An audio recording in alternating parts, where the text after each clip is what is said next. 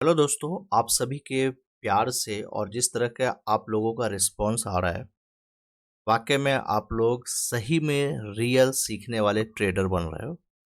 तो इसलिए हम इस वीडियो के माध्यम से आपको वीकली एनालिसिस बताएंगे, जो हम आपको पहले भी कहा था कि अगर आप लोगों को चाहिए तो आप लोगों का डिमांड होगा तो हम इस पे वीडियो बना देंगे और कोशिश करेंगे कि रेगुलर वीकली एनालिसिस आपको करके दें, जिससे आपकी जो अंडरस्टैंडिंग है मार्केट को समझने का वो बेहतर हो सके। यहाँ पे देखिए आपके सामने जो है बैंक निफ्टी का चार्ट हमने खोले हुए हैं और वो भी 1 वीक के अंदर का है। ठीक है, ये जो कैंडल आपको दिख रहा है ये एक कैंडल 1 वीक का है। ठीक है, 1 वीक का मतलब एक हफ्ते का सिर्फ एक कैंडल बना है, जो आपको जुलाई का दिख रहा है यहाँ पे। अब यहाँ पे हम आपको दिखाना चाह रहे हैं कि इस कैंडल में आपको क्या सीख मिलती है, और उसके बाद धीरे करके हम छोटे टाइम फ्रेम पे जाएंगे। इस कैंडल के अंदर अगर आप देखोगे तो ये आपको रेड कैंडल दिख रहा है। ठीक है, लेकिन इस कैंडल में आपको ये चीज़ सोचना है, देखना है कि इसकी जो हाई प्राइस है वो हाई प्राइस कहाँ है, 57,000 के आसपास में है, 57,400 के आसपास में है। ठीक है, और इसकी जो लो प्राइस है वो लो प्राइस आपको 56,600 के आसपास में है, 56,600 के आसपास में इसकी लो प्राइस है। अब यहाँ पे देखो 57,400 की प्राइस, 56,600 की प्राइस में आप डिफरेंस देख लो, समझा। उसके बाद आपको समझ में आएगा कि यहाँ पे कितने का डिफरेंस हुआ होगा इस कैंडल के अंदर में। डायरेक्ट अगर आप देखोगे तो टोटल जो है आपको यहाँ पे आ, इसमें इस कैंडल में जो दिखा रहा है, जो क्लोजिंग में हुआ है वो 277 का क्लोजिंग हुआ है।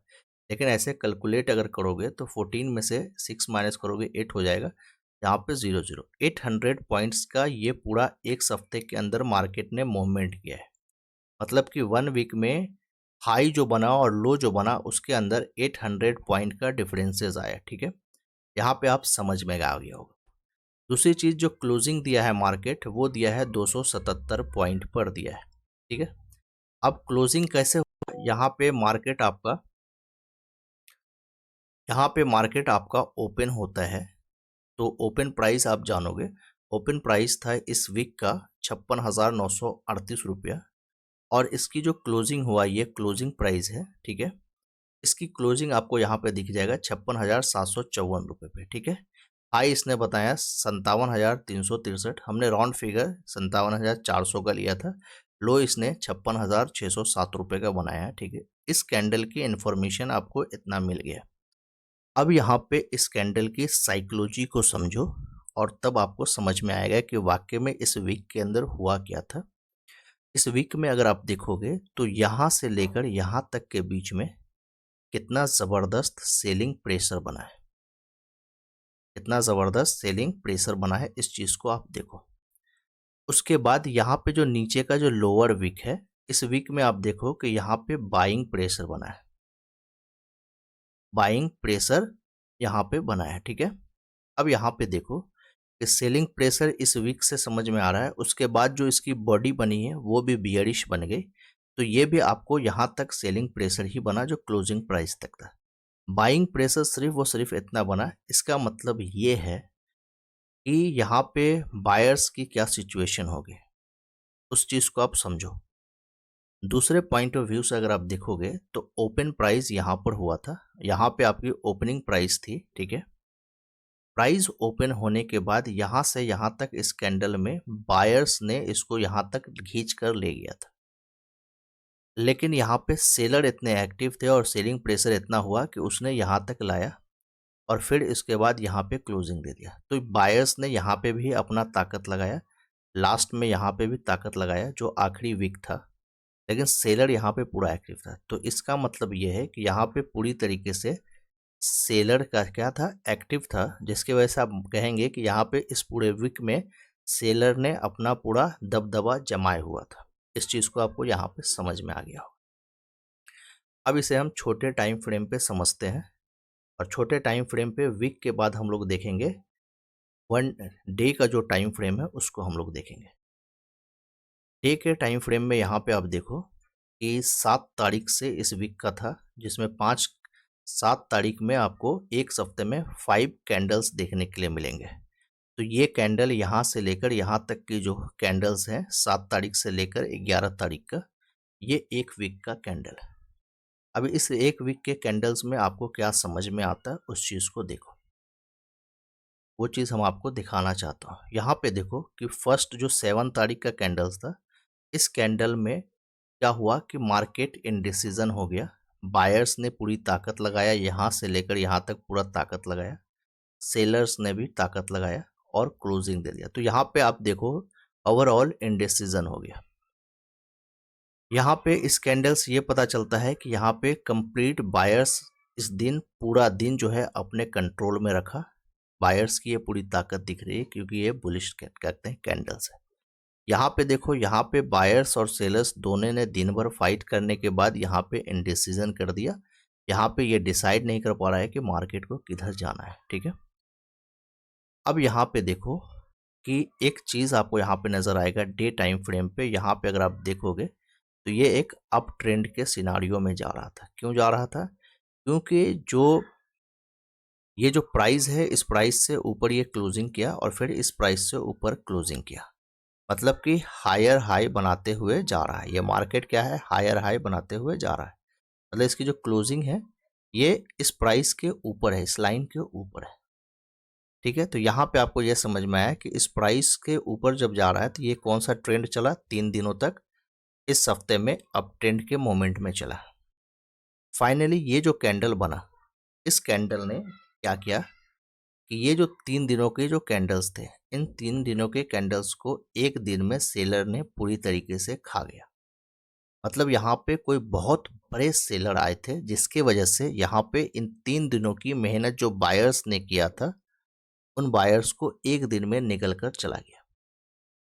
आप इसमें सेलर्स में कह सकते हो कि कॉल राइटर रहा होगा या फिर पुट राइटर, जो बड़े बड़े इंस्टीट्यूशनल ट्रेडर होते हैं, यहाँ पे उनका बहुत ज़्यादा इन्वॉल्विंग हुआ होगा, जिसकी वजह से ये पूरी तरीके से खा गया।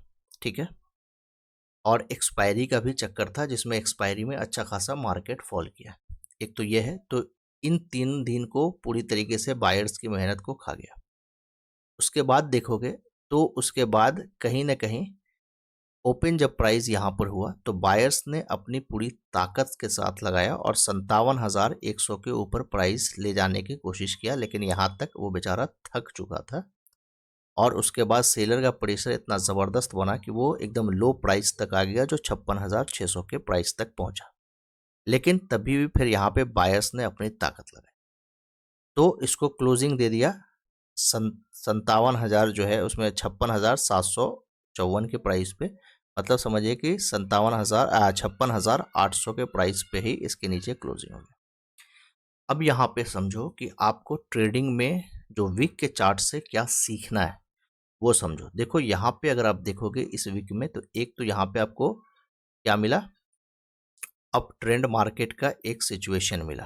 ठीक है, इस जगह पे आपको लाइन दे देना है और जैसे ये ब्रेकआउट किया, आपको क्या करना है कि इसमें ट्रेड करके नीचे की तरफ पुट राइट कर देना है, मतलब कि पुट की तरफ बैठ जाना है। फिर नेक्स्ट डे भी सेम सिचुएशन हुआ क्योंकि यहाँ से ये ट्रेंड को ब्रेक कर दिया। यहाँ से अगर प्रीवियस वीक का देखोगे तो वहाँ से अभी क्या है, इस जगह पे सपोर्ट कहीं ना कहीं मार्केट लेकर बैठा हुआ है सेम सिचुएशन में। तो ये डे टाइम फ्रेम से आपको सीखने के लिए मिला। एक चीज़ और नोटिस करोगे कि यहाँ पे देखो जो प्राइस था वो प्राइस सेकेंड डे इस जगह पे बना जो 57,300 के लेवल का प्राइस था। फिर सेम उसी जगह पे प्राइस आया और यहाँ पे थोड़ा सा ऊपर गया था लेकिन क्लोजिंग नीचे दिया। तो इसका मतलब ये है कि ये एक प्राइस है जिस प्राइस पे बार बार मार्केट रुक रहा है, ठहर रहा है।